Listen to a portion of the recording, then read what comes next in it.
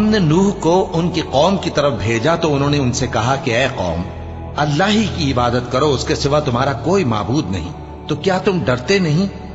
इस पर उनकी कौम के सरदार जो काफिर थे कहने लगे कि ये तो तुम ही जैसा आदमी है, तुम पर बड़ाई हासिल करनी चाहता है, और अगर अल्लाह चाहता तो फरिश्ते उतार देता। हमने अपने अगले बाप दादा में तो ये बात कभी सुनी नहीं। इस आदमी को तो दीवानगी का आरिज़ा है, तो इसके बारे में कुछ मुद्दत इंतजार करो। नूह ने कहा कि परवरदिगार, इन्होंने मुझे झुटलाया है, तू मेरी मदद कर।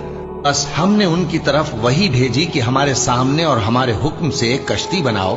फिर जब हमारा हुक्म आ पहुंचे और तन्नूर पानी से भरकर जोश मारने लगे, तो सब किस्म के पालतू हैवानात में से जोड़ा जोड़ा यानी नर और मादा दो दो कश्ती में बिठा लो, और अपने घर वालों को भी, सिवाय उनके जिनके निस्बत उनमें से हलाक होने का हुक्म पहले सादिर हो चुका है।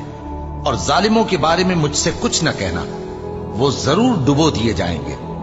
बस जब तुम और तुम्हारे साथी कश्ती में बैठ जाओ तो अल्लाह का शुक्र करना और कहना कि सब तारीफ अल्लाह ही के लिए है जिसने हमको जालिम लोगों से नजात बख्शी।